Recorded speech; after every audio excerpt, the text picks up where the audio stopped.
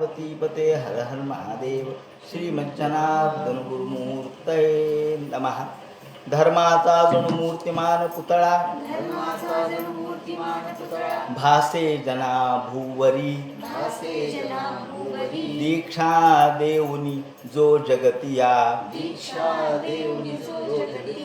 बद्धास हो उद्धरी वाणीने वदता भागवती कथा व्यासा प्रती भासला तो हा गुरुश्री जनार्दन असा पाटांगणी शोभला. सद्गुरुनाथ महाराज की जय. हरे नमः. श्री शुभवाच.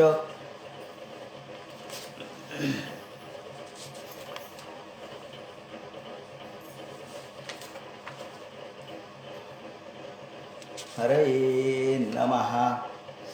राज उवाच देवसुरनृणां सर्गो नागानां मृगपक्षिणां सामाजिक स्वयापृतो यस्तु स्वायंभूयंतरे.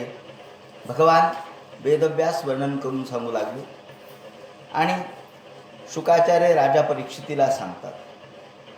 याप्रमाणे अजामिळाची कथा सांगितल्यानंतर या ठिकाणी संप्रदायाचं महत्त्व कथन करण्यात आलेलं आहे की सांप्रदायिक म्हणजे संप्रदायाचा जो उपदेश आहे तो कसा श्रेष्ठ आहे आणि संप्रदायातून आलेलं जे गुरुचं तत्त्वज्ञान आहे, गुरुचा मंत्र आहे, जी शिष्य परंपरा आहे तीच खऱ्या अर्थानं लाभदायक असते. याचं कारण असं की 4 प्रकारचे संप्रदाय या ठिकाणी सांगितलेले. एक प्रत्यक्ष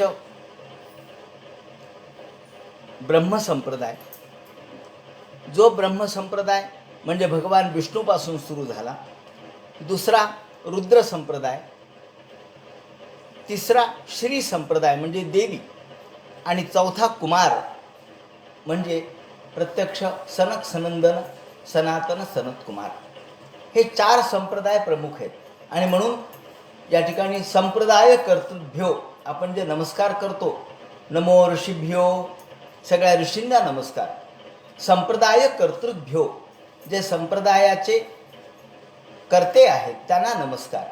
कारण संप्रदायाने काय सांगितलंय, ज्याप्रमाणे आपण नळामधून पाणी आणतो म्हणजे एखाद्या जलाशयामधलं पाणी नळाच्याद्वारे आपल्या घरी येतं.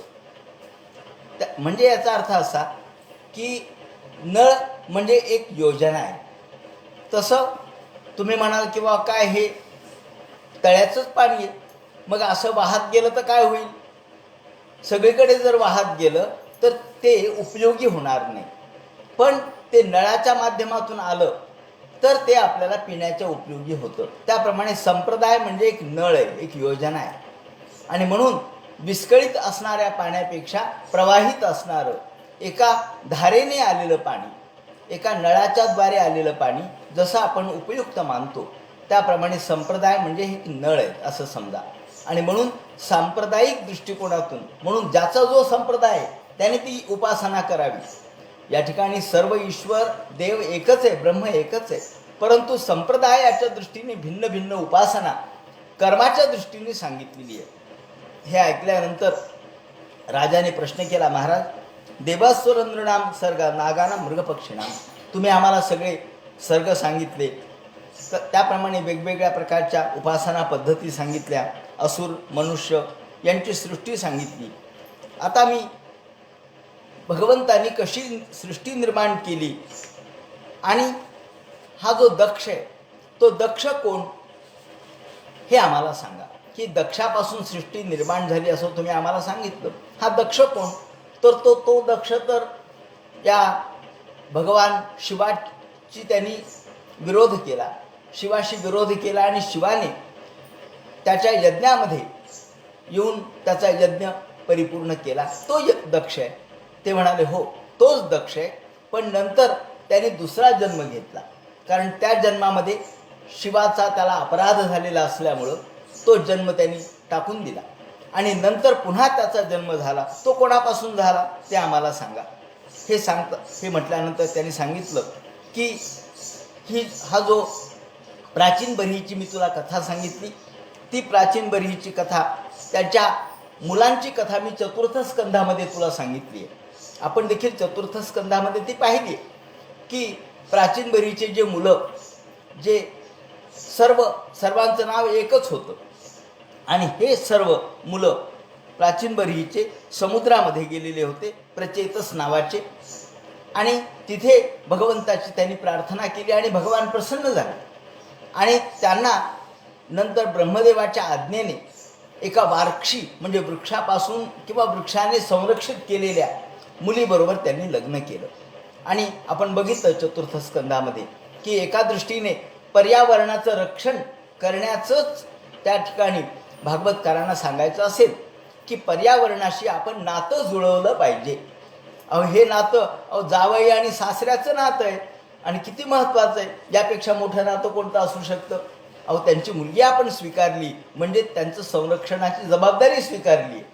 म्हणून सासू सासऱ्यांच्या संरक्षणाची जबाबदारी जावयानी जर पुत्र नसेल तर घेतली पाहिजे. आणि म्हणून यांनी एका अर्थाने हा एक पर्यावरणाच्या रक्षणाचा संदेश आपल्याला दिलेला आहे. आणि मग ब्रह्मदेव म्हणाले की अहो तुम्ही या वृक्षांना जाळू नका. वार्क्षी हेषा वराकन्या पतित्वे प्रतिगृह्यताम. ही वार्क्षी नावाची कन्या, ही जी एका अप्सरेपासून झालेली होती, ती कन्या या ठिकाणी तुम्ही स्वीकारा म्हणून त्यांच्या आज्ञेने ही त्यांनी स्वीकारली.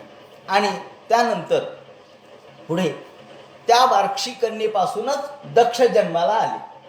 त्या वार्क्षी कन्येपासून हे दक्ष जन्माला आले. आणि मग या दक्षांना भगवंतांनी सांगितलं, ब्रह्मदेवानी, की तुम्ही सृष्टी उत्पन्न करा, तुम्ही प्रजापती व्हा. प्रजापती म्हणजे प्रजेचे पालक व्हा, प्रजेचे संरक्षक व्हा आणि प्रजा निर्माण करा आणि एक कुटुंब व्यवस्था स्थापन करा, विवाह संस्था स्थापन करा म्हणून सांगितलं. आणि त्यांच्या आदेशानुसार ते तपश्चर्या करू लागले. आणि दक्षाने तपश्चर्या केल्यानंतर त्यांना आदेशानुसार, ब्रह्मदेवाच्या आदेशानुसार त्यांनी प्राचेतस महाभाग, प्राचेतस म्हणजे हे प्रचेतसाचा पुत्र म्हणजे दक्ष, यांनी याप्रमाणे असिक्री नावाच्या स्त्रीबरोबर विवाह केला. असिक्री नाम पत्नीत्वे प्रदेश प्रतिगृह्यताम. आणि असिक्री नावाच्या ही मुलगी ही पंचजन प्रजापतीची कन्या होती. ती देखील एका प्रजापतीचीच कन्या, पंचजन नावाच्या, म्हणून तिला पांचजनी असंही म्हणतात. म्हणून पंचजनाची कन्या म्हणून पांचजनी किंवा असिक्री ही तिचं नाव. या दक्षाने तिच्याबरोबर विवाह केला आणि गृहस्थाश्रम धर्म सुरू केला. आणि या काळामध्ये तस्यां पांचजन्यां वै विष्णुमायोपबृंहितः हर्यश्वसंज्ञानयुतं पुत्रान् जनयद विभुः. आणि मग या असिक्रीच्या पोटी दक्षाने हर्यश्व नावाचे पुत्र जन्माला घातले. आता हे पुराणातलं वर्णन असं आहे की 10,000 मुलं त्यांनी जन्माला घातले. 10,000 मुलांचं नाव एकच होतं, हर्यश्व. आणि त्यांना सांगितलं, जा तपश्चर्या करा, ईश्वराला प्रसन्न करून घ्या आणि संतान उत्पन्न करा, माझा आदेश आहे तुम्हाला. त्याप्रमाणे हे गेले. दक्षाने आपल्या वडिलांनी सांगितलंय म्हणून गेले. हे जे हर्यश्व आहेत हे नारायणस तीर्थम, कुठे गेले तर जिथं सिंधू नदी समुद्राला मिळते तिथे गेले. पश्चिम ठिकाणी, पश्चिमेच्या दिशेला जिथे सिंधू नदी समुद्राला मिळते ते नारायण तीर्थ म्हणून आहे, तिथे हे गेले. आणि तिथे तपश्चर्या केली. आणि त्यानंतर तपश्चर्या करण्यासाठी गेले खरे, पण तपश्चर्या करत असताना नारदाची भेट झाली. भजमन नारायण नारायण नारायण, भजमन नारायण नारायण नारायण, भजमन नारायण नारायण नारायण, भजमन नारायण नारायण नारायण. नारदाला पाहिल्याबरोबर ह्या हर्यश्वानी नमस्कार केला आणि त्यांना विचारलं, महाराज आपली भेट महत् भाग्य. ते म्हणाले, अरे मुलांनो तुम्ही काय करता? आणि आम्ही तपश्चर्या करू लागलो. कशासाठी? म्हणे आमच्या वडिलांनी सांगितलं की पुत्रोत्पत्ती करा, संतानोत्पत्ती करा, गृहस्थाश्रम धर्म स्वीकारा आणि प्रजा निर्माण करा. यासाठी आम्ही आधी देवाची प्रार्थना करू लागलो आणि देव प्रसन्न झाल्यानंतर आम्ही गृहस्थाश्रम स्वीकारणार आहोत. हे ऐकल्यानंतर म्हणले बरोबर आहे, तुम्ही वडिलांचा आदेश ऐकला, पितुर आदेश हा मान्यच करावा लागेल, पण माझ्या काही प्रश्नांची उत्तरं द्या म्हणले तुम्ही आधी. तर म्हणजे काय, या ठिकाणी नारदाच्या तोंडून काही कूट प्रश्न सांगितलेले. आता हा जो कूट भाग आहे हा सुद्धा एका अर्थाने साहित्याचा भाग आहे. म्हणजे पुराण हे किती विविधांगी आहे, त्यामध्ये काव्य आहे, त्यामध्ये नाट्य आहे, त्यामध्ये साहित्य आहे.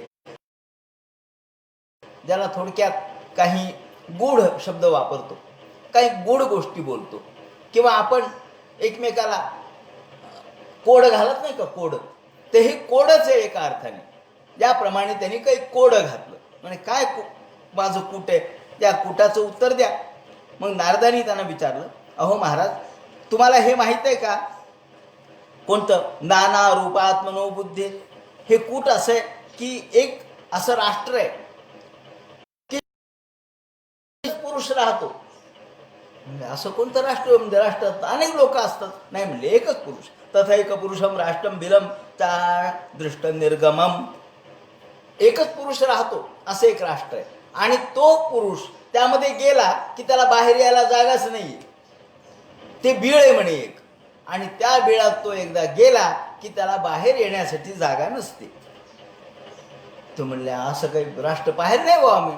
बरं, दुसरा प्रश्न विचारतो, म्हणले बहुरूपाम स्त्रियम चापी, तुम्ही अशी एक स्त्री पाहिली का की जी अनेक रूप धारण करते, क्षणाक्षणाला तिचे रूप बदलतात, कधी या रूपाची, कधी त्या रूपाची, कधी तिचं रूप प्रत्येक वेळेला भिन्न आहे, अशी स्त्री तुम्ही पाहिली का. बहुरूपाम स्त्रियम चापी, आणि अशी स्त्री पुमांसम पुंश्चली, प्रत्येक वेळेला पती बदलणारी स्त्री पाहिली का म्हणले तुम्ही. म्हणजे असं कुठे स्त्री असते का, आहे म्हणले. तुम्हाला माहित नाही का, मग काय उपयोग आहे म्हणले तुमचा, तुम्ही जी तपश्चर्या करता आणि गृहस्थाश्रम धर्म स्वीकारणार, काय उपयोग आहे त्याचा. बरं, दुसरी गोष्ट, तिसरा प्रश्न आहे, नदी उभयतो वाहाम पंचपंचाभूतम ग्रहम, तुम्ही नदी पाहिली का. म्हणले नदी पाहिली आम्ही, वाहत असणारी नदी कुणी पाहिली नाही का. तसं नाही म्हणले, उभयतो वाहाम, दोन्ही बाजूनी वाहणारी नदी पाहिली का. दोन्ही बाजूनी, हो, नदी तर एका बाजूनी वाहते म्हणे, पर्वताकडून वाहते आणि समुद्राला मिळते, नाही म्हणजे दोन बाजूनी वाहणारी नदी एकमेकाकडे हे बघू लागले. म्हणजे नवीनच आहे काहीतरी. नारदा, तुम्ही काय सांगू लागले. म्हणले हे आहे, हे तुम्हाला माहित नाही म्हणून काय झालं, आणि जर हे याचं ज्ञान नसेल तर किम सत्कर्म भेर भवेत, मग काय उपयोग आहे म्हणले तुमच्या कर्माचा. अरे म्हणले हे माहीत नाही. बरं, दुसरं माहिती आहे का अजून, की एक घर आहे म्हणले, ते 25 गोष्टींनी बनलेलं आहे. 25 गोष्टी नाही, मग घर पाहिलं म्हणले, दगड विटा माती चुना, नाही नाही म्हणले 25 गोष्टी आहेत, त्यांनी एक घर बनले. हे पाहिलं का, पंचपंचाभूतम ग्रहम, नाही हो म्हणले. मग क्वचित ध्वंसम चित्रकथम, तुम्ही एक हंस पाहिला का, जो हंस खूप सुंदर बोलतो, त्याचं भाषण मोठं सुंदर आहे, गोड बोलणार आहे आणि अत्यंत गूढ भाषेमध्ये बोलतो, तो हंस पाहिला का. म्हणले आम्ही एवढ्या सगळ्या ठिकाणी फिरलो, पण आम्हाला असा हंस दिसला नाही, असं घर दिसलं नाही, अशी स्त्री दिसली नाही, असा पुरुष पाहिला नाही, आणि अशी नदी पाहिली नाही. आणि मग क्वचित ध्वंसम चित्रकथम क्षौरपव्यम स्वयं भ्रमीन, हे म्हटल्यानंतर या प्रश्नाची उत्तर शोधा म्हणले, आणि मग काय तुम्हाला गृहस्थाश्रम करायचं तो करा. असं म्हणल्यावर ते सगळे शरण आले. म्हणले महाराज, आम्हाला याचा अर्थ सांगा, हे कुठे ते सांगा. असं म्हणल्यावर नारद म्हणले, त्याला ज्ञान प्राप्त करावं लागतं, आणि गृहस्थाश्रम स्वीकारून हे मिळत नसतं.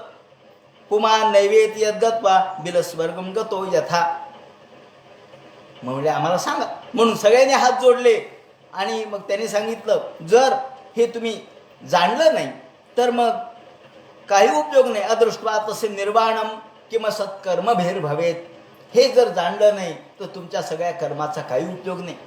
तुम्ही असत कर्म करू लागले, आणि असत कर्माचा काही उपयोग नाहीये. अनुपयोगी कर्म करण्यात काय मतलब आहे म्हणले.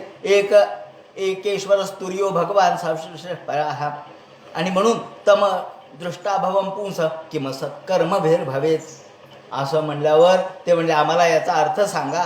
मग त्यांनी सांगितलं, अहो प्रत्येक धामा विद इह, हा जो तुम्हाला म्हटलो एकच पुरुष आहे आणि तो त्या बिळात गेला की बाहेर येत नाही, हा जीव आहे म्हणले. हा जीव संसार रूपी बिळामध्ये एकदा गेला की तो बाहेर काही येत नाही. संसाराच्या बिळातच फिरत राहतो, त्याला बाहेर येण्याचा मार्ग सापडत नाही. संसार हे बीळ आहे म्हणले. काय म्हणले, आमच्या वडिलांनी सांगितलं संसार करा, ते बीळ आहे का? हो बीळच आहे म्हणले. संसार म्हणजे बीळ आहे. हे बीळ असं आहे की त्यातून बाहेर येण्याचा मार्ग नाही. आत जाण्याचा मार्ग आहे पण बाहेर येण्याचा मार्ग नाही. तुम्हाला बाहेर यायचे की नाही सांगा? हो म्हणले. आणि स्त्री, हो नाना रूपात्मसो बुद्धी, ही बुद्धी आहे म्हणजे नाना रूप धारण करणारी, क्षणक्षणा पालटे रंग, नाना बुद्धीचे तरंग. तुकाराम महाराजांनी म्हटले बुद्धी कशी आहे? अहो क्षणात बदलते. आत्ता वाटतं काय दान द्यावं वा ब्राह्मणाला, आज सध्या काय अनारशाचं दान द्यावं, दुसऱ्या क्षणी विचार येतो किती 500 रुपये दक्षिणा द्यावी का? नाही 500 रुपये नको, अजून काही आपल्या मंथ एंड आला 500 रुपये असत का, 100 रुपये देऊन टाकू. पुन्हा विचार येतो नाही नाही 1 रुपया दिला की सगळं काही आलं, 1 रुपया देऊन टाकू, जाऊ द्या म्हणले काय करायचं. म्हणजे क्षणात एक आणि क्षणात दुसरा, हा जो विचार येतो माणसाचा, क्षणक्षणा पालटे रंग, नाना बुद्धीचे तरंग. माणसाची बुद्धी क्षणक्षणाला पालटते. त्यामुळं ही बुद्धी इतकी चंचल आहे. ही स्त्री म्हणजे बुद्धी आहे. आणि म्हणून म्हटलंय की स्त्री बुद्धी प्रलयंगता. हा स्त्री बुद्धी प्रलयंगता, स्त्री शब्दाचा अर्थ चंचल असा आहे. म्हणजे नेहमी स्त्री बुद्धी प्रलयंगता हा म्हणजे लोक म्हणतात स्त्रियांची बुद्धी ही प्रलयकारी आहे म्हणजे वाईट आहे. स्त्रीची बुद्धी वाईट नाही, स्त्री म्हणजे चंचलता. या ठिकाणी आपल्याला याचा जो गर्भिता अर्थ आहे तो घ्यावा लागतो. स्त्री म्हणजे स्त्री नव्हे, स्त्री म्हणजे चंचलता. तेव्हा बुद्धी ही चंचल आहे. बुद्धी ही स्त्री बुद्धी आहे, ती चंचल आहे. आणि चांचल्य जसं चंचल किंवा हलणाऱ्या पाण्यात आपलं प्रतिबिंब नीट दिसत नाही, त्याप्रमाणे हलणाऱ्या बुद्धीमध्ये आपल्याला एक विचार स्थिर होऊ शकत नसतो. म्हणून ते म्हणतात नाना रूपात मनोबुद्धी स्वैरिणी व गुणान्विता. आणि ही बुद्धी स्वैरिणी आहे म्हणले, तिला वाटेल तिकडं जाते. तिला अनेक पुरुष आहेत म्हणजे अनेकांच्या बरोबर संसार करते. अनेक विचारांच्या, विचार म्हणजे तो विचार हा पुरुष आहे आणि बुद्धी ही स्त्री आहे. प्रत्येक वेळेला भिन्न भिन्न विचार आपल्या मनात येतो म्हणजे ही स्त्री पुंशली आहे. ती अनेक पुरुषांबरोबर व्यवहार करते. म्हणून ही बुद्धी जोपर्यंत स्थिर होत नाही तोपर्यंत किमस कर्म भेर भवेत, तोपर्यंत तुमच्या कर्माला काही अर्थ नाही. आणि मग तुम्ही जे म्हणालात की ही स्त्री बुद्धी ही आपल्याला भटकवते, या ठिकाणी या संसारामध्ये सगळीकडे फिरायला लावते. बरं मग तो नदी कोणती हो म्हणले ही? ते म्हणले अहो ही उभयतो वाहम, दोन्हीकडे वाहणारी नदी म्हणजे ही आहे माया. माया नदी आहे. ज्ञानेश्वर माऊलींनी आपल्या ज्ञानेश्वरीत माया नदीचं किती सुंदर रूपक वर्णन केलं, ज्याला आपण सांग रूपक म्हणतो. सांग म्हणजे काय? सांग म्हणजे पहिल्यापासून शेवटपर्यंत हे रूपक. भागवतामध्ये अनेक सांग रूपक आलेले आहेत. भवाटवी सांग रूपक आहे. त्याप्रमाणे या आपल्या पुरंजनाची कथा सांग रूपक आहे. सांग रूपक म्हणजे पहिल्यापासून शेवटपर्यंत रूपकात्मक, त्याला म्हणतात सांग. माया नदीचं वर्णन जे माऊलींनी केलेलं आहे ते मुळातून वाचण्यासारखं आहे. ते सांग रूपकात्मक आहे. ही माया कशी आहे? ती नदी उभयतो वाहम, दोन्हीकडे वाहणारी आहे. ही दोन्हीकडे वाहणारी नदी म्हणजे माया आहे. आणि म्हणून ही माया आपल्याला भुलवते. ही माया भगवंताची जी माया आहे ती भगवंताच्या हातात आहे. आणि हीच माया म्हणजे जी प्रकृती आहे तीच माया आहे, ती अविद्या आहे. ती माणसाला मात्र, जीवाला मात्र फिरवते. ती भगवंताच्या अधीन असते आणि ती जीवाला स्वाधीन करते. ती जीवाला आपल्या हातात ठेवते, ती माया. म्हणून नृत्यंतीत बवीक्षणांगणगत काल स्वभावादिभीर, भगवंताच्या समोर जी माया नृत्य करते, या तृतीय स्कंदात त्याचं विवरण आपण पाहिलेलं आहे की माया नृत्य करते. नृत्यंतीत बवीक्षणांगणगत काल स्वभावादिभीर, काल, स्वभाव, कर्म, गुण यांच्या साह्याने ती आपल्यासमोर नृत्य करते. पण जीव तिच्या नृत्यामध्ये भुलतो आणि भगवंत तिला भुलत नाही. भगवंतासमोर माया आली की ती माया झाली लज्जायमान. माया लज्जायमान होते. का? तिला लाज वाटते. तिला वाटतं अहो जो मला ओळखतो त्याच्या पुढे मी काय नाचू, म्हणून ती लज्जायमान होते. पण जीवापुढे मात्र ती नाचते आणि त्याला आपल्या कह्यात ठेवते. याप्रमाणे ते म्हणतात की ही दोन बाजूला वाहणारी ही नदी म्हणजे माया आहे. लोक तिच्या तटाकावरून म्हणजे तप जप होम हवन करून तिच्या तटाकावरून फिरतात खरे, पण ही माया त्यांना सुद्धा भुलवते. आणि म्हणून विद्वांसमपि कर्षती, मोठमोठे विद्वान सुद्धा भुलतात मायेच्या स्वभावाला, मायेच्या गोष्टीला मोठमोठे विद्वान भुलतात. त्याचं कारण असं आहे की विद्वानाला सुद्धा ही माया आपल्या कह्यामध्ये घेते. म्हणून ही माया अत्यंत वेगाने वाहणारी आणि विवश करणारी माया आपल्याला दोन, ईश्वराकडे जाणारी तीच आहे आणि संसाराकडे नेणारी तीच आहे. पण हीच माया आपण जर तिला ओळखलं तर आपल्याला प्रतिबंध होत नाही, पण ओळखलं नाही तर मात्र संसारात आपण गिरक्या मारत राहतो, घिरट्या मारत राहतो आणि मायेमध्ये मोठमोठ्या अशा प्रकारच्या गोल गोल असे आवर्त आहेत, गोल गोल अशा प्रकारचे चक्र आहेत की ज्यामुळे मायेच्या या आवर्तात आपण फिरत राहतो. मत्तस्य तामविज्ञस्य किम सत्कर्मभिर्भवेत. आणि म्हणून पंचविंशती तत्वांना, ह्या 25 तत्वांचा हा देह बनलेला आहे.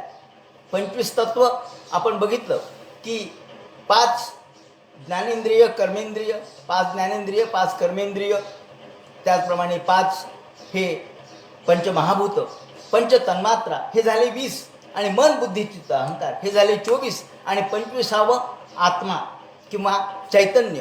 अशा 25 तत्वांनी हा देह बनलेला आहे. त्यामुळं पंचविंशती तत्वानां पुरुषोद्भूत दर्पणम असा हा पुरुषाचा देह. पुरुषाचा म्हणजे कोणाचा आहे? मानवाचा. पुरुष शब्द या ठिकाणी स्त्रीत्व पुरुषत्व या अर्थाने आलेला नाही, लिंगात्मक आलेला नाही. पुरुष म्हणजे कुणीही जीव. तेव्हा पुरुषाचा देह हा 25 तत्वांचा बनलेला आहे. त्यामुळं अध्यात्मबुद्धस्येह, जोपर्यंत अध्यात्मबुद्धी आपल्याला प्राप्त होत नाही, आपण जोपर्यंत या केवळ सांसारिक बुद्धीने विचार करतो तोपर्यंत आपल्याला काही उपयोग नाही. अध्यात्मबुद्धी जर प्राप्त झाली, अध्यात्मबुद्धस्येह, जो अध्यात्माने युक्त आहे, जो ज्ञानी आहे, जो बुध आहे, बुध म्हणजे ज्ञानी, ते झाल्याशिवाय किम सत्कर्म भेर्भवेत, त्याशिवाय तुमच्या कर्माला काही अर्थ नाही. त्यामुळं आणि हंस कोण आहे? अहो ते म्हणे हा हंस ऐश्वरम शास्त्रम उत्सृज्य बंध मोक्षानुदर्शनम. हंस म्हणजे जो गूढ भाषेत बोलतो तो हंस, हा म्हणजे निरक्षीर विवेक करणारा आत्मदर्शन आहे. हे आत्मदर्शन म्हणजे हंस आहे. आपण बघितलं ना, हंसेन प्रतिबोधिता, हा या पुरंजनाच्या कथेत शेवटी त्याने म्हटलंय हंसेन प्रतिबोधिता, हंसाने सांगितलं अरे तू मी आहे, सो हम, तो मी आहे, तो भगवान मी आहे, अहम ब्रह्मास्मी, हा संपूर्ण ब्रह्म हे मी आहे. त्याचप्रमाणे सर्व विराट जे चैतन्य आपल्याला दिसतं ते माझ्यात आहे. म्हणून आत्मा, अयम आत्मा ब्रह्म, हा आत्माच ब्रह्म आहे. त्याचप्रमाणे अहम ब्रह्मास्मी अशा प्रकारची जी प्रचिती येते, जी प्रतीती येते आणि जो आणून देतो तो गुरु म्हणजे हा हंस आहे, जो ज्ञान सांगणारा गुरु आहे. आणि हा नीर आणि क्षीर, चांगलं आणि वाईट, योग्य आणि अयोग्य, संसार आणि परमार्थ याच्यातला हा भेद करतो आणि त्यातून संसाराला त्यागतो आणि परमार्थाला स्वीकारतो. असा हा जड आणि चेतनात भेद करणारा जो हंस आहे. विविक्त पदमाज्ञाय किंमत कर्म भेर्भवे, जोपर्यंत आपल्याला विविक्त म्हणजे हे वेगळं कळत नाही, हा संसार आहे, हा क्षणभर आहे, हा क्षणभंगूर आहे, यातून माणसाला कधीच अंतिम सुख प्राप्त होणार नाही, हे जोपर्यंत तो समजत नाही, जोपर्यंत त्याला कळत नाही, जोपर्यंत याचं वेगळं स्वरूप तो जाणत नाही, तोपर्यंत माणसाच्या जीवनाला काही अर्थ नाही. कालचक्र भ्रमस्तीक्ष्णम. आणि तुला मी हे सांगायचं मगाशी राहिलो, एक कालचक्र आहे की जे चक्र सतत भ्रमत असतं, फिरत असतं. हे कालचक्र एखाद्या वस्तऱ्याप्रमाणे त्याचे आराय. हे चक्र कोणतं आहे तर कालचक्र भ्रमस्तीक्ष्णम सर्वम निष्कर्षयन जगत. या पूर्ण जगाच्या भोवती कालरूपी चक्र भ्रमत आहे, फिरतंय आणि ते अत्यंत घोर आहे. त्याचे धारा अत्यंत तीक्ष्ण आहेत, कुणी यातून वाचू शकत नाही. या कालचक्राच्या प्रभावातून, कालचक्राच्या एकेका ज्या आर्या त्याच्या आहेत अत्यंत तीक्ष्ण आहेत, त्यातून कोणीच वाचू शकत नाही. कुणीही किती महान असू द्या, तो कालचक्रामध्येच भ्रमतो, कालचक्राचा तो घास बनतो. त्याप्रमाणे स्वतंत्र मबुधस्येह किम सत्कर्म भेर भवेत. आणि म्हणून जोपर्यंत आपण यातून मुक्त होत नाहीत तोपर्यंत कशालाच अर्थ नाही. तोपर्यंत आपल्या या सगळ्या काम किंवा आपले कर्तव्य, आपले जप, आपलं तप, तुम्ही जे करतायत ना, भगवंताची तपश्चर्या काही उपयोगाची नाही. हे जर जाणलं नाही तर काही उपयोगाचं नाही. आणि मग कथम तदनुरूपाय गुणविश्रंभू क्रमेत. ज्याप्रमाणे शास्त्राचा विचार करा आणि मग पहा तुम्हाला काय करायचे ते. असं म्हणल्यानंतर ते म्हणले काही नाही, आम्हाला निवृत्ती मार्ग पाहिजे, आम्हाला पुन्हा संसार करायचा नाही. नारद म्हणले जा मग, आता कशाला परत जाता. आणि ते हरियश्व गेले निघून. ते निघून गेल्यानंतर इकडं दक्षाला कळालं. मग म्हणले काय हो, म्हणले इतके मुलं मी पाठवले, 10,000 मुलं माझे हरियश्व नावाचे, हे परत का नाही आले. त्याला कुणीतरी सांगितलं नारदाने त्यांचे कान भरले म्हणले. नारदाने कान भरले, हो, त्याला प्रवृत्ती मार्गाच्या ऐवजी निवृत्ती मार्गात पाठविलं. असं म्हणल्यावर तो चिडला. शेवटी त्याची बायको म्हणल्यावर तुम्ही काय काळजी करता, आपण दुसरे आणखी मुलं पाठवू. आता या ठिकाणी 10,000 मुलं हरियश्व. आता हे प्रत्यक्ष मुलंच आहेत असं म्हणण्याचं काही कारण नाही. कारण शास्त्राने 5 जणांना मुलं मानलेलं आहे. त्यामध्ये स्वपुत्र भ्रातृपुत्रस्तू, स्वतःच्या मुलाला मुलगा म्हणतात, भावाच्या मुलाला मुलगा म्हणतात, शिष्याला सुद्धा मुलगा म्हणतात. म्हणजे किंवा आपल्याला आपण ज्यांना मुलगा मानलेला आहे त्यालाही आपण मुलगा म्हणतो, किंवा जो आपण मांडीवर घेतला किंवा ज्याला आपण या ठिकाणी दत्तक घेतलं तोही मुलगाच आहे. असे याज्ञवल्क्य स्मृतीने तर 12 प्रकारचे मुलं मानलेले आहेत. म्हणून 12 प्रकारचे मुलं मुलंच मानले जातात आणि प्रजासुद्धा मुलंच मानले जातात. कारण हा दक्ष कोण होता, प्रजापती होता. म्हणून हे मुलंच आहेत असं समजा. म्हणजे आपण पुराणांचे अर्थ या पद्धतीने सुद्धा लावू शकतो. मग त्याची बायको म्हणली तुम्ही काही काळजी करू नका. त्याने आणखी 10,000 मुलं हे पाठवले. पांचजन्यामजय परिसांत्वितः, तिने सांत्वन केलं आणि पुन्हा हे हर्यक्षप्रमाणे हे आणखी मुलं त्यांनी उत्पन्न केले. अर्थात त्यांचं नाव त्यांनी शबलाश्व ठेवलं. ते मगाचे हर्यश्व होते, हे शबलाश्व. हे 10,000च होते. आणि या 10,000 शबलाश्वांना पाठवलं आणि सांगितलं जा, तुमचे भाऊ ज्या मार्गाने गेले तिथं जा, तपश्चर्या करा आणि परत या आणि संतती उत्पन्न करा. ब्रह्माचा आदेश आहे, ब्रह्मदेवाचा आदेश आहे त्यानुसार. आता प्रजापतीचं काही चूक नव्हतं. प्रजापतीला ब्रह्मदेवाचा आदेश होता आणि ब्रह्मदेवाला काय करायचं होतं, सृष्टी उत्पन्न करायची. याचा अर्थ असा की प्रत्येकाला आपापली कर्तव्य ठरवून द्यायची, कुटुंब व्यवस्था, विवाह संस्था ही स्थापन करायची, म्हणजे त्यांचं कार्य सोपं होतं. याप्रमाणे त्यांनी सांगितलं या शबलाश्वांना जा. हे गेले शबलाश्व आणि ते जिथं गेले तिथं पुन्हा नारद भेटलेच. उपेत्य नारद प्राहवाच कूटानी पूर्ववत. आणि पूर्वी जसं वाचकूट सांगितलं, हे जसं सांगितलं तसं पुन्हा सांगितलं त्या शबलाश्वांना सुद्धा. जसं हरियश्वांना सांगितलं तेच वाचकूट, तेच कोड यांना घातलं आणि सांगितलं की मग तुमच्या या सगळ्या कर्तव्याचा काही उपयोग नाही. असं म्हणल्यावर ते म्हणले अहो तुमचे सगळे भाऊ गेले, निवृत्ती मार्गाला गेले, तुम्ही तरी कशाला जाता म्हणले बापाचं ऐकता. माझं ऐका आणि याप्रमाणे तुम्हाला जे वाटेल त्याप्रमाणे आधी परमार्थ मार्ग केला पाहिजे. संसार करण्यात काही अर्थ नाही. या शबलाश्वांनाही वाटलं बरोबरच आहे. शबलाश्वही गेले निघून. आणि हे दक्षाला कळाल्यानंतर मात्र दक्ष एके दिवशी नारद दक्षाकडे आले. काही गरज आहे का यायची, पण आले. भजमन नारायण नारायण नारायण, भजमन नारायण नारायण नारायण, भजमन नारायण नारायण नारायण, भजमन नारायण नारायण नारायण. आल्याबरोबर नारदाला पाहिला. आता सत्कार तर बाजूलाच राहिला. अर्घ्य पाद्य विष्ठर या बसा आसन काही नाही. पाहिल्याबरोबर म्हणले का हो नारदा चुक्रोध, राग आला त्यांना. नारद आहे असो पुत्र शोक विमूर्छित. अहो पुत्र शोकाने आम्ही मूर्छित पडायची वेळ आली, आमची जीव जायची वेळ आली म्हणले, आणि तुम्ही आमच्या पोरांना सरळ निवृत्ती मार्गाला पाठविलं. देवर्षी उपलभ्या रोषात पुताधरा. रागाने लाल झाला. त्यांचे ओठ थरथर कापू लागले आणि दक्ष म्हणाले, अहो असाधो साधू नाम साधू लिंगेने नसतोय. तुम्ही साधू म्हणून मिरवता म्हणले, पण तुम्ही साधू नाही आहेत, ढोंगी आहेत म्हणले, ढोंगी. साधूचा वेश धारण केला आणि ढोंग करता नुसतं. अहो असाधो साधू नाम साधू लिंगेने नसतोय. नुसतं साधूचा वेश धारण केला म्हणजे काय कोणी साधू होत नाही. दक्ष बोलले हे. आणि अहो दक्ष काय महादेवाला बोलणारे दक्ष काय साधे आहेत काय. असाध्व कार्य भरकाणा भिक्षो मार्ग प्रदर्शिता. का हो म्हणले, तुम्ही मोठी चूक केली, माझ्या मुलांना तुम्ही भिक्षू मार्गाला पाठवलं. भिक्षो मार्ग प्रदर्शिता. अहो आम्ही प्रजापती आहेत, आमचं कर्तव्य राजाचं आहे आणि राजाने प्रजेचं रक्षण केलं पाहिजे, आणि तुम्ही आमच्या सगळ्या मुलांना भिक्षू मार्ग पाठवला, एखाद्या निवृत्ती मार्गाकडे पाठवलं. अहो तुम्हाला त्याला संसार करू द्यायला पाहिजे होता. तुम्हाला हे लक्षात नाही आलं. तुम्ही एवढे मोठे साधू म्हणून मिरवता. तुम्हाला माहीत नाही का, ऋण स्त्रीवीर मुक्ताना, 3 प्रकारचे ऋण असतात माणसावर जन्माला आल्यानंतर. एक ऋषी ऋण असतं, दुसरं पितृऋण असतं, आणि त्याप्रमाणे देवऋण असतं. देवऋण, ऋषीऋण आणि पितृऋण असे 3 ऋण माणसाला असतात. जन्माला आले की 3 ऋण घेऊनच माणूस जन्माला येतो. आपण म्हणतो ना की भारतात जन्माला आलेल्या प्रत्येक पोरावर ऋण आहे, कर्ज आहे, इतके इतके अर्थशास्त्रज्ञ सांगत असतात, एवढं ऋण घेऊनच आलेलं आहे.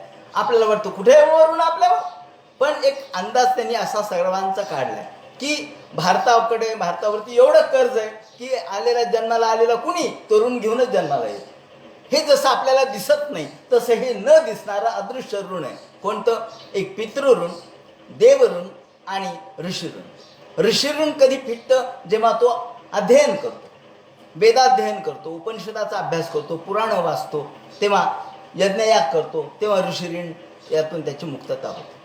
त्यानंतर पितृऋणातून मुक्तता कधी होते?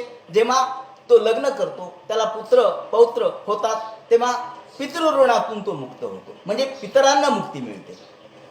आणि देवऋणातून तो कधी मुक्त होतो? जेव्हा तो ह्या सगळ्या देवधर्माच्या गोष्टी करतो, तेव्हा तो देवऋणातून मुक्त होतो. ऋणस्त्रिभिर मुक्ताना मभी मीमांस कर्मणाम. आणि तुम्हाला माहित नाही का, ही मीमांस कर्मणाम, मीमांसा शास्त्रामध्ये हे सांगितलेले. मीमांसा नावाचं एक स्वतंत्र दर्शन आहे. ह्या मीमांसा दर्शनामध्ये याचं विवरण केलं आहे. कर्म, मीमांसा प्रामुख्याने कर्माला महत्त्व देतं. मीमांसा ही कर्माला महत्त्व देणार आहे. मीमांसा देवाला असं मानत नाही. मीमांसा म्हणतं कर्म हाच देव आहे, म्हणून कर्माला, अत्यंत कर्मठपणाला मीमांसेने महत्त्व दिलं. म्हणून त्यांनी सांगितलं की ऋषीऋण, देवऋण आणि पितृऋण हे 3 ऋण माणसाच्या जन्माला आलेला असतात. हे तुम्हाला माहीत नाही का? तुम्ही वेडे आहेत का? अहो तुम्ही एवढे साधू म्हणून मिरवता, ज्ञानी म्हणून मिरवता, आणि सगळीकडे स्वतःच्या ज्ञानाचा प्रसार करता, आणि तुम्ही मात्र माझ्या मुलांना चुकीचा मार्ग दाखवला. त्याचं म्हणणं बरोबर होतं दक्षाचं. का? तर विद्यात श्रेयस पाप लोकयोर्भयो कृतः. तुम्ही ह्या 3 ऋणातून त्याला मुक्त होऊ दिलं नाही. म्हणजे माणसाला ऋषी, पितृ आणि देव या ऋणातून मुक्त झाल्यानंतर मग त्यांनी निवृत्ती मार्गाकडे जायचे. नाही तर काय होतं, ज्याला म्हणतात, एखादा जर अपरिपक्व असेल आणि अपरिपक्वाला जर एखादी गोष्ट कळाली, जसं आपण उदाहरणार्थ योग आहे, योगामध्ये तो प्रवीण झाला नाही, तो अपरिपक्व राहिला, तर जसा वेडा होऊ शकतो. किंवा लहानपणीच असं वाटलं की नाही आता आपण निघून जावं, रागाने निघून गेला, जसा ययातीचा मोठा भाऊ यती, तो निघून गेला आणि तो नंतर वेडा झाला म्हणून वर्णन केलेलं आहे. का बरं? तर त्याला ते पचलं नाही, त्याला त्याची क्षमता निर्माण झाली नाही. हो, तुम्ही घरातून निघून जायला हरकत नाही, पण तुम्हाला तो घरातला संन्यास हा पचला पाहिजे. संन्यास घ्यायला हरकत नाही, पण संन्यास पचला पाहिजे. संन्यास हा आपल्याला पचनी पडला पाहिजे. एकदमच संन्यास कसा घेता येईल? हो, एखादा श्रेष्ठ दर्जाचा महात्मा असतो, तो संन्यास घेतो. शंकराचार्यांच्या सारखे महात्मे, ही गोष्ट वेगळी. पण जे अपरिपक्व आहे त्यांनी हळूहळू म्हणजे क्रमाक्रमानेच हे केलं पाहिजे. म्हणून ते म्हणतात, एवं त्वम निरनुक्रोशो बालानां मतिविद्धरे. हे माझ्या मुलांची तुम्ही मती भ्रष्ट करून टाकली, माझ्या मुलांचा तुम्ही बुद्धिभ्रंश केला. बुद्धिभ्रंश केला म्हणजे माझ्या मुलांना तुम्ही चुकीच्या मार्गाला लावलं. म्हणून बुद्धिभ्रंश करणं योग्य नाही, बुद्धिभ्रष्ट करणं योग्य नाही, माणसाचे बुद्धिभेद करणं योग्य नाही. न बुद्धिभेदम जनयद ज्ञानाम. गीतेने सांगितलंय की माणसाचा बुद्धिभेद करू नका. म्हणून तर तुकाराम महाराजांनी एका ठिकाणी म्हटलंय की अधिकार तैसा करू उपदेश. त्याचा अर्थ काय हो?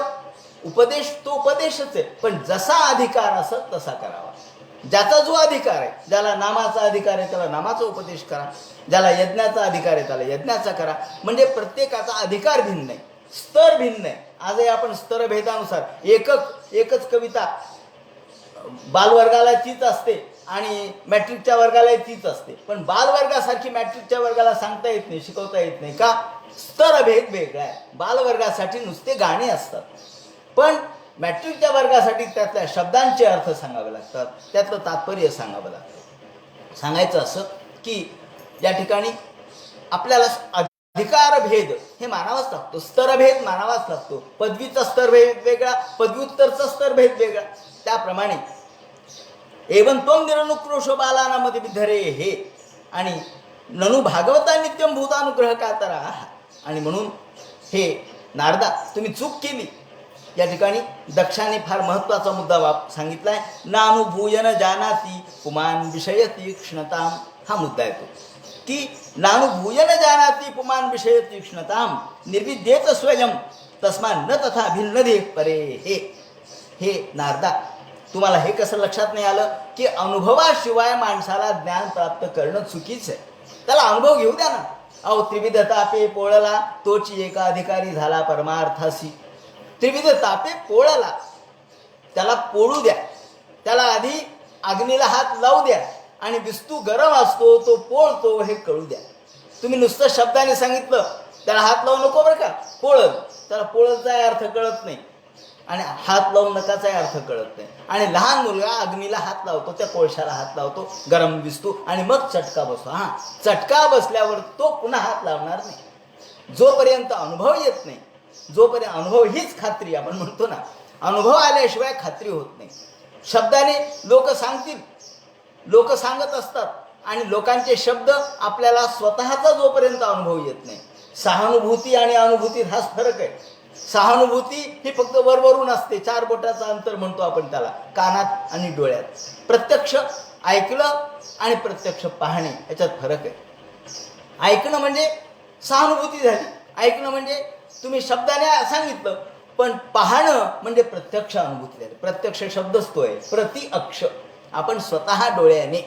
म्हणून जो स्वतः डोळ्याने पाहतो त्याला ते कळतं. जो नुसता कानाने ऐकतो त्याला कळतं, पण त्याला गाभोळं कळतं, परिपूर्ण कळत नाही. म्हणून नानुभूयान जानाती पुमान विषय तीक्ष्णता. माणसाला विषयाची तीक्ष्णता, विषयाचा जो आघात आहे, विषय कसा आपल्याला घातक आहे हे कळाल्याशिवाय उपयोग नाही. आणि तुम्ही काय केलं, त्याला न कळताच पाठवून दिलं, म्हणजे त्यांना अर्धवट ठेवलं, त्यांना परिपूर्ण ज्ञानीच होऊ दिलं नाही. अहो, संसार कशासाठी आहे? संसार हा परमार्थाची पूर्वतयारी आहे. संसार म्हणजे परमार्थाची पूर्वतयारी आहे. पूर्वार्ध आहे, पूर्वार्ध, आणि उत्तरार्ध मग करा ना परमार्थ. पण आधी संसार करा, संसार करावा नेटका आणि मग लागावे परमार्थ विवेका. या ठिकाणी संसार हा पूर्वार्ध आहे. संसार हा आपल्याला आवश्यक आहे, कारण त्याच्याशिवाय आम्हाला त्याची तीक्ष्णता, त्याची कठोरता, त्या विषयाबद्दल असलेली जुगुप्सा येणार नाही. जुगुप्सा म्हणजे किळस आली पाहिजे. जोपर्यंत किळस येत नाही, आपल्याला माहिती आहे प्रसिद्ध उदाहरण शिवाजी महाराजांच्या बाबतीत रामदास स्वामींचं दिलं जातं की रामदास स्वामी शिवाजी महाराजांच्याकडे गेले म्हणे आणि त्यांनी भरपूर आग्रहाने खीर वाढली, एवढी वाढली, नको नको म्हणत असताना पुन्हा वाढली. तर रामदास स्वामी म्हणाले, अगं जिभे, तुला फार खीर खावीशी वाटते का? मग त्या ठिकाणी ओकारी झाली. पुन्हा म्हणले ते दुसरी खीर, ते म्हणले नाही हीच खायची. का? तर जिभेला गोड खाण्याची सवय आहे का?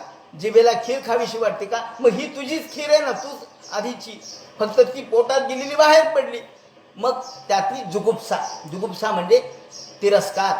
अंतःकरणामध्ये किळस आल्याशिवाय, अंतःकरणात विषयाची किळस निर्माण झाली पाहिजे, अंतःकरणात विषयाची नको नको नको अशी वृत्ती निर्माण झाली पाहिजे. ही संसाराच्या तापाने होते.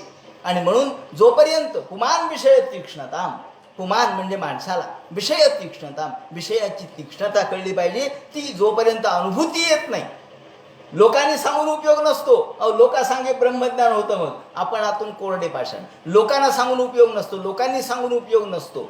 आपल्या स्वतःला त्याचा अनुभव आल्याशिवाय, चटका बसल्याशिवाय, आपण जसं म्हणतो की ज्याचं जळतं त्याला कळतं, हा मराठीतला शब्द प्रयोग आहे. ज्याचं जळतं त्याला कळतं, बाकीच्यांना काय कळावं. म्हणून या ठिकाणी ज्याचं जळतं, ज्याला स्वतःला चटका बसतो, तोच त्यातून बाजूला पडू शकतो. नानुभूयान जानंती पुमान विषय तीक्ष्णता निर्विद्येत स्वयं तस्मान तथा भिन्न धी परे हे. म्हणून हे नारदा, तुम्ही चूक केली असं म्हटल्यानंतर यस्त्वम कर्मसंधानाम साधूनाम ग्रहमेधीनाम.